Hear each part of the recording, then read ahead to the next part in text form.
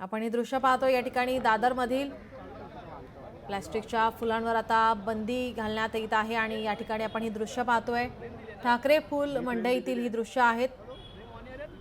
या ठिकाणी या फूल मार्केटमध्ये निषेध केला जातोय। महानगरपालिका मीनाताई ठाकरे फूल मंडईची ही दृश्य प्लास्टिक फुलं या ठिकाणी त्याच्यावर आता बंदी घालण्यात आलेली आहे शासनाकडून आणि आता लवकरच या संदर्भात निर्णय होणार आहे। मुख्यमंत्री यांनी सुद्धा या निर्णयासंदर्भात आता पसंती दर्शवलेली आहे आणि आता लवकरच बंदी घातल्यानंतर शेतकऱ्यांना याचा फायदा होणार आहे। जे फूल उत्पादक शेतकरी आहेत त्यांना याचा फायदा होणार आहे। त्यांना योग्य तो भाव मिळावा यासाठी आता हा निर्णय घेण्यात येतोय।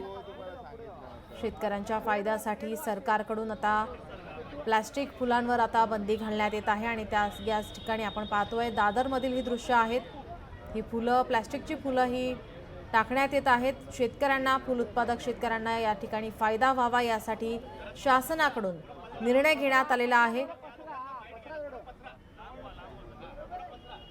यासाठी आमदारांनी सुद्धा या निर्णयाचं स्वागत केलेलं आहे आणि आमदारांनी यासाठी सह्या केलेल्या आहेत। त्याच पार्श्वभूमीवर आता आपण पाहतोय दादरमध्ये या प्लास्टिक फुलांचं या ठिकाणी होळी करण्यात येते, फेकण्यात येत आहेत। शेतकऱ्यांना फायदा व्हावा, फूल उत्पादकांना याचा फायदा व्हावा यासाठी प्लास्टिकच्या फुलांची होळी करण्यात येत आहे। मुख्यमंत्री देवेंद्र फडणवीस यांनी या संदर्भात आता लवकरच निर्णय होणार। दादर फूल मार्केटमधील आपण ही दृश्य पाहतोय।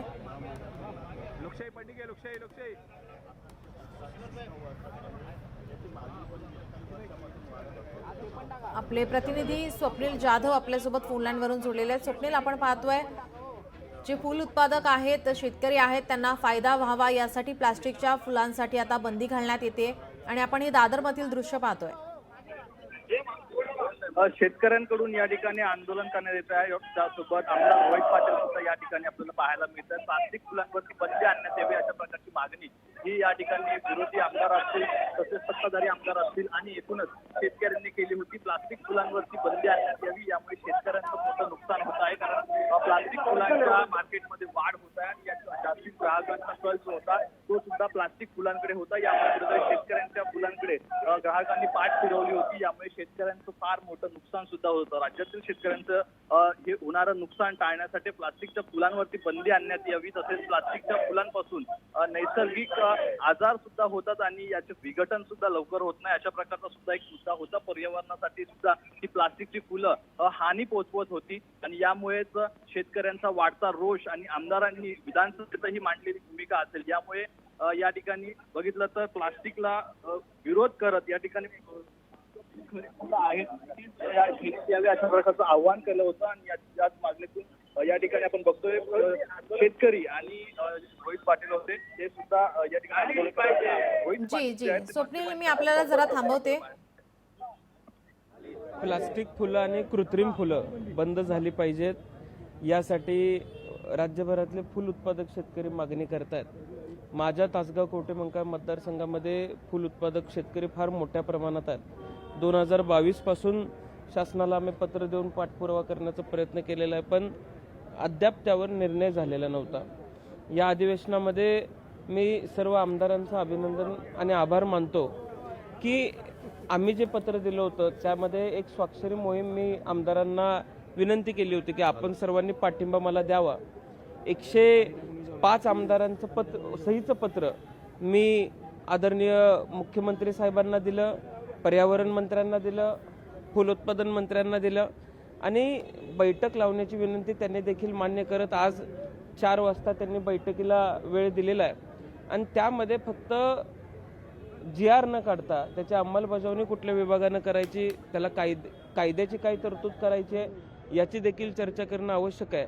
अन्यथा हा जर निर्णय होऊ शकला नाही तर प्लास्टिकची फुलं मला लोकांनी दाखवली, आता सिंथेटिक मटेरियलची फुलं सुद्धा मला इथल्या शेतकऱ्यांनी आणि व्यापाऱ्यांनी दाखवली।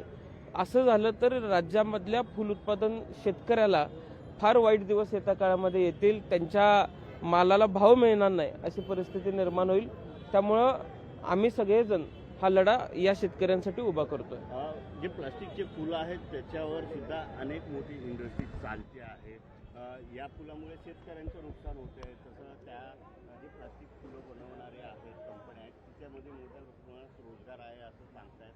मग त्यांचं पण नुकसान. आम्ही त्या संदर्भातून माहिती घेतली. पुनर्वसन सुरुवातीला आणि अजूनही चायनामधून हा माल सगळा आपल्या भागामध्ये परिसरामध्ये आणि देशामध्ये येतो हे आम्हाला सगळ्यांना आढळलं. आणि अलीकडच्या काळामध्ये या कंपनीज आपल्या भागात सुद्धा चालू झालेल्या आहेत. असं लोकशाही मराठी ऐका, पहा, जागरूक रहा.